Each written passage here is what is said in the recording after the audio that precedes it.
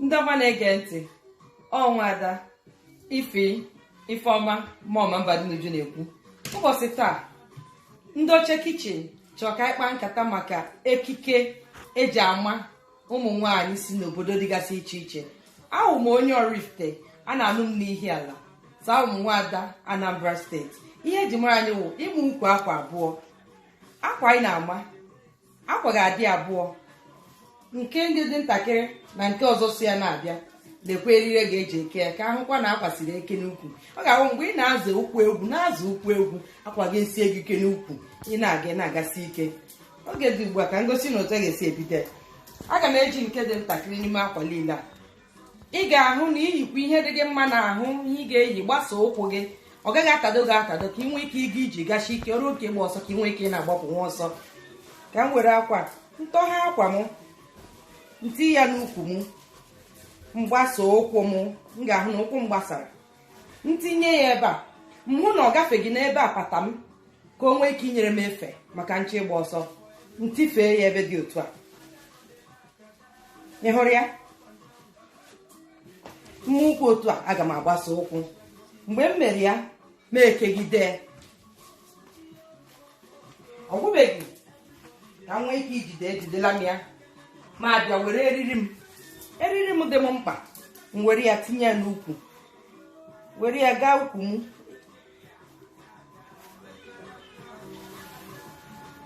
kee ya n'ukwu, kechie ya ike ka ahụ na akwa agaghị atọpụ m n'ukwu. Mgbe m mere nke a, m nwere ikezi gbarizie nke a otu o si dị m mma.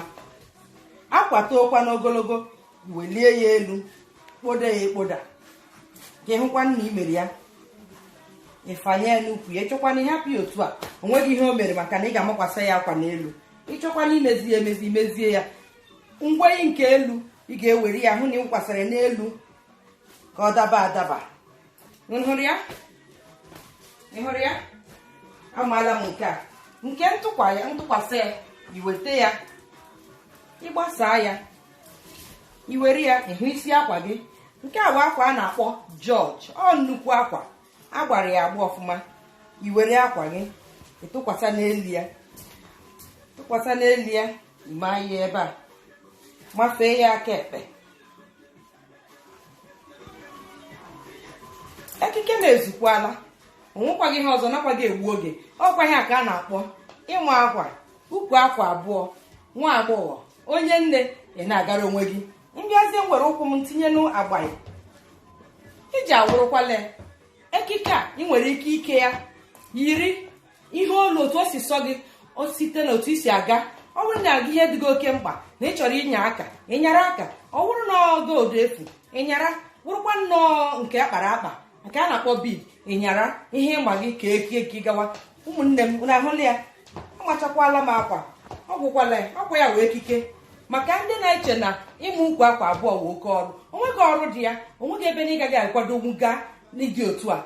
O ejirimara nwaanyị Igbo wee ịmụ ukwu akwa abụọ.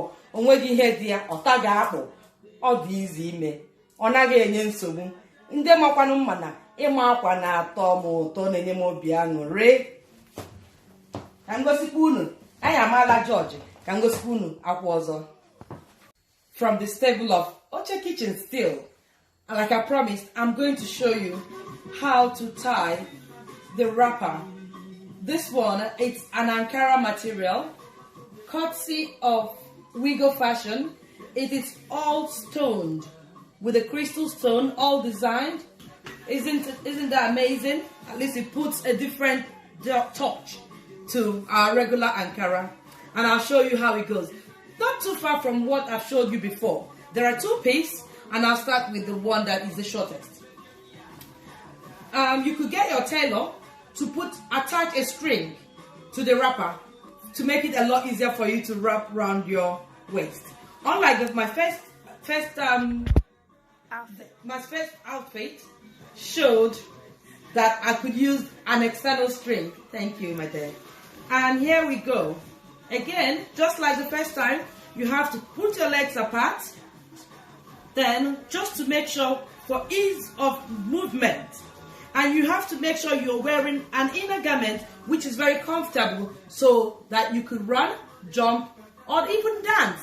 Because we do a lot of dancing when we're dressed in this outfit. So with the same way, we put it across, making sure that it does not go past, so it doesn't get so tight. Then with the string, I will tie it. Because I've got a long string, I'll bring it to the front again, and I'll tie it to secure my wrapper and make sure that nothing goes wrong when I'm on the move. Just like I said earlier, I'll put the blouse over it, and that gives me a perfect wrap. Can you see that? Sometimes if you feel it's too cumbersome for you, you can always go out this way. We call it getting home single. You're dressed in a single wrapper, but the basic, what we're known for is going with the two wrapper. Now I'm reaching out for the second piece. With the second piece, this is the one that is fully designed. Then with the stones, I'll put it over right in here, tuck it in, and then here you go. With this outfit, you could have it, you could dress this way with our traditional headgear, or you could go with your hair. You could pull your hair up, pack it, do whatever you wish. It doesn't really matter. And this outfit allows you to go anywhere, visit your friends, go to the shop, go to the church, go anywhere at all. So it doesn't matter. You could wear it anywhere. If your job allows you to dress this way, why not? On a weekend, on a Friday, you could do it. Then I'll go into my slippers, ladies' slippers. How amazing, how easy it is. It's me. I love tying wrapper, and I'm going to show you more wrappers in different colors, just to tell you that there are colors in tradition. And I'm quite ihe otu akwa ga-esi na-acha acha. Akwa nwaanyị ga-eyi ọchapụta akwa achapụta. Ọ bụghị naanị mgbe anyị nke ukwu mbele ukwu na nke na-eyi n'ụkwụ mgbe ụmụ nwoke ka na-achapụta achapụta. Ụtụtụ n'ehihie a achọrọ m ka ngosi unu otu e ga-esi maa akwa ndebe anyị were abada nke a na-akpọ ya ABC 1 2 3. Ọ ya nwa ewere ya ngwere akwa na-acha ka uhie a na-ete n'ọnụ nke ndị bekee na-akpọ pink. Ihe ọ na nwa agbọghọ yiri ọ na-emuke emuke ebe ọbụla anya nlee gị ahụ na nwere na-apụtanụ. Ka ngosi unu kwa ọkwa ofu ụzọ ahụ kwa ka a ga-ejikwa maa akwa. Iwu ya wụrụkwa ịgbasa ụkwụ gị ọfụma ka ị nwee ike ịtụli ụkwụ gị ihu tụlaa ya ma ị chọrọ ịga ije ma ọ bụ ịgba ọsọ. Ifekwa akwa ifebata ya ebe a ifekọsị ya nke a. Ọ na-adị ụmụ nwaanyị mkpa eriri ha ji eke ukwu akwa ha. Ọ na-adị anyị mkpa nke ukwuu. Onye na-achọ ya iwe na-ewe ya kedebe mmatị aka m enwetakwa nke m wetakwa eriri ma ewerekwa m eriri m ọzọ. Ejidela m ya ebe a ka o nwee ike ikwe ejide rukwa mgbe m ga-etinye eriri ahụ. M were eriri ntinye n'ukwu m nke chie ya ka akwa nwee ike isi m ike n'ukwu. Ọ ga-awụ m na-achọ ịga ije ma ọ bụ m na-agba ọsọ, ihe ọbụla m na-eme ma na-eme ya agaghị m atụ egwu na akwa ga-atọsi m n'ukwu. Awụ m okosi egwu na-ekwe m agbụgba. Etikwala m ya, ewedakwala m ya otu m ga-esi ewede. Mkpoliekwa blaụzụ m na-emuke emuke. Unu hụrụ ka o si acha. M were ya mfaba n'ime, were ya fanye nke akwa n'ime. Ị hụrụ ya? Amakwala m ya. Hụrụ ya? Ọ na-acha nnọọ chapụta. O nweghị ka mmadụ nwee ike isi gị agaghị m ama akwa Igbo, agaghị m ama akwa ntụkwasị maka na ọ na-eme ma jụọ oyi n'anya, agaghị m achapụ. O nweghị ihe dị ka ya. M were akwa nke ọzọ nọ n'elu ya, werekwa ya tụkwasị ya n'elu.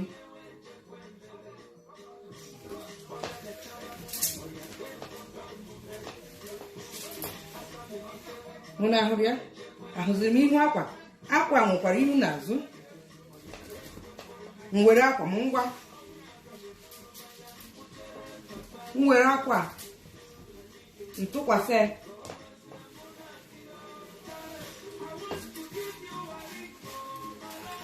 Awụkwala ekike m ezukwala. Ekekwala m ekike ka nwaanyị Igbo ka na-agakwasa ka agba egwu.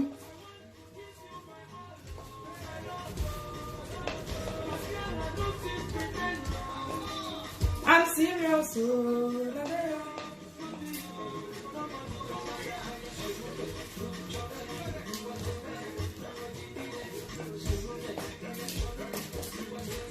Unu ahụla ya akwa m kwere mma agba egwu ọ ga-ekwe mma wuli elu ọ ga-ekwe m ịga ije onweghị ihe m chọrọ ime n'akwa mma agaghị eme ọ fọrọ ofu ụzọ akwa kọlọ na-achake achake m ga-achọkwa unu hụkwa gaa na-elekwanụ m anya. It's about the colors. Ana m ekwu maka color akwa. This is mustard color. How colorful is this? Who cannot dress this way? And again, tying a wrapper, you could mix and match. The other wrapper, the blouse was made out of the same fabric. In this case, this has equally another blouse made out of the fabric. But you could mix and match to add that variety. Like they say, variety is the spice of life.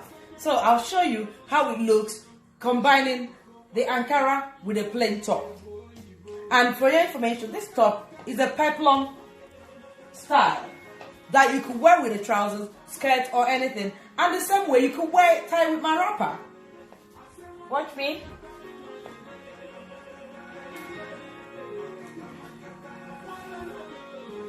The same rules. Spread your legs apart. Put the wrapper across. Then across again. If you can, you tie it. But if you can't, I'll use my string. Okay? I'll hold it a bit to allow me to reach for my string.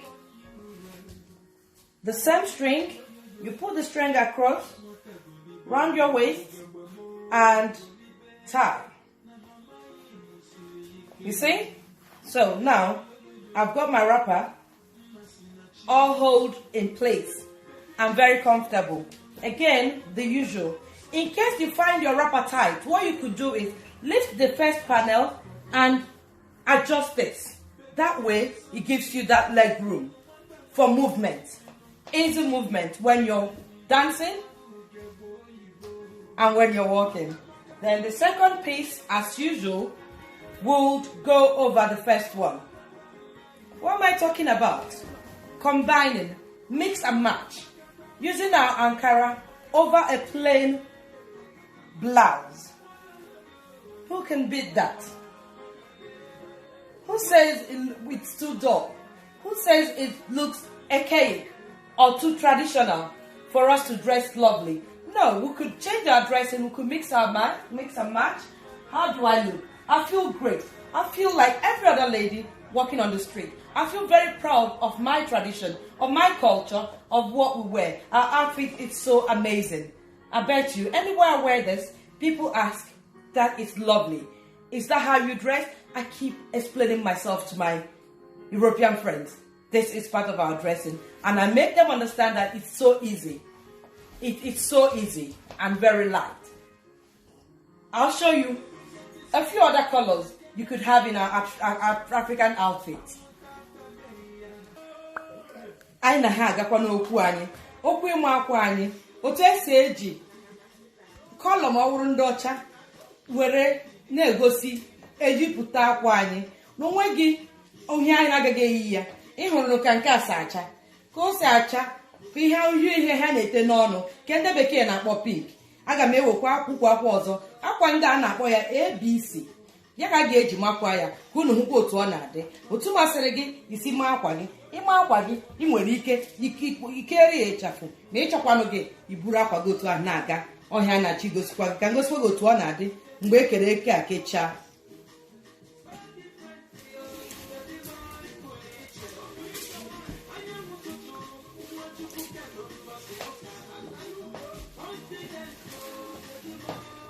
Ka m si ekwukwa eriri m na-adị m mkpa.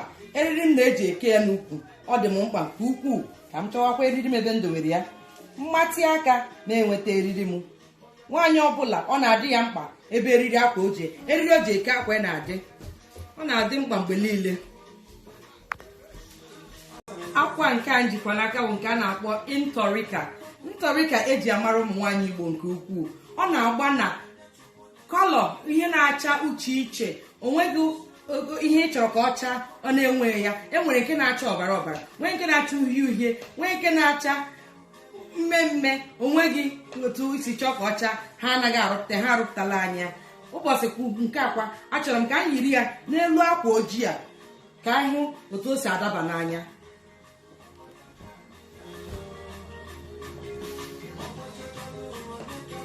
Ofu ọkwa ha nakwa na-ekwu agbasa ụkwụ, a ga-agbasa ụkwụ ka e nwee ike ịga ije, nwee ike ịgba ọsọ, nwee ike iwuli elu ma eke akwa. Ewerekwala m ya, etikwala m ya ebe a. Ofu isi ụzọ ahụ ka esikwa ama akwa niile otu ọ wụrụ akwa ọwụ dị. Nke a akwa ya juru eju, aga m enwe ike machie ya ebe a. Anyị nwe ihe m ji eriri eme. Onye akwa ya hiri nne nwere ike ịmachi ya, ọ machie ya, ọ machiekwana ya, o mee ya ọ gbada agbada ka ọ ghara ewe efu akpụ. Ọ ga-awa ịma akwa ka ha ga-esi na ọ mara akpụ. Nhụle ejikwaghị m eriri, onwekwa ihe m ji eriri m mee taa maka na akwa m juru eju. Enwere m ike ikechi akwa ma ọ gara m ukwu taa. Mkpolie akwa elu m mkpokwasị ene lekwa ya. Ụbọchị adịkwala, anaghị akwado ije. I were nke ntụkwasị chọta isi ya, ewere ya gbokwasị ya n'elu.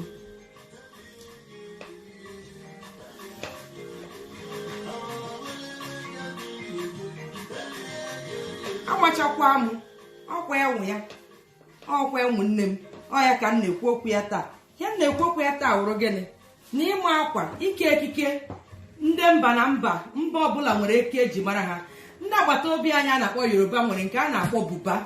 Ofu ntụ akwa ka ọ na-awụ, ha tụkwasa ya, ha eyiri nke elu ya eke nke a na-eke n'isi. Ndị Awụsa nwere nke ha na-eyikwa ọkwa ofu ukwu akwa ahụ, amakwasakwa ya agba ikwasa nke a na-atụkwasị n'elu na-aga. Mba dị iche iche nwere ya. Ndị agbata obi anyị ndị Akwa Ibom, ndị Kalaba, ha na-amakwa ukwu akwa bụ nkwa otu ha si ebu nke ha. Ha na anyị nwa na-ama aka ekpe, ha na-ama aka nri. Ndị obodo dị iche iche ndị nọ anyị n'akụkụ, onye ọbụla na-amụrụ n'aka ibe ya. Onye nke a nyomiri ibe ya enyomiri ya, ịmụta ihe dị iche iche na otu esi eke ekike. Eji m n'aka na obi dị unu ụtọ n'ihe olile onyonyo nke ule taa. Biko nụ, onwe ihe ị chọrọ ka m kọwara gị, zie anyị ozi na Oche_kitchen na Facebook ma na Instagram. Ịgakwa na YouTube ilelecha, jụọ anyị ajụjụ. Onwe ihe ịchọ ka nzipụta mgbe ọbụla ka m nwee ike gaa nyoo ya na ihe onyonyo, nwee ike ịkọwara gị ya. Ọ bụghị ihe niile ka mma, mana obi dị anyị ụtọ maka otu nsi akwado anyị. Demenụ, daalụkwanụ. Thank you so much for watching. I hope you've learned a thing or two. If you have any requests, please send us a message on Oche_kitchen on Facebook, Instagram or YouTube.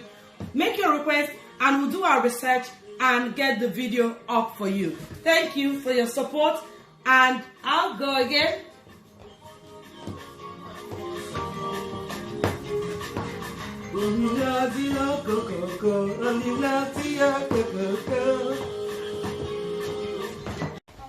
N'Igbo okwu traditional Thursday n'Oche kitchen. Adaeze ka m si ya na mba dị n'uju na-asị unu Oche kitchen na-ekene unu.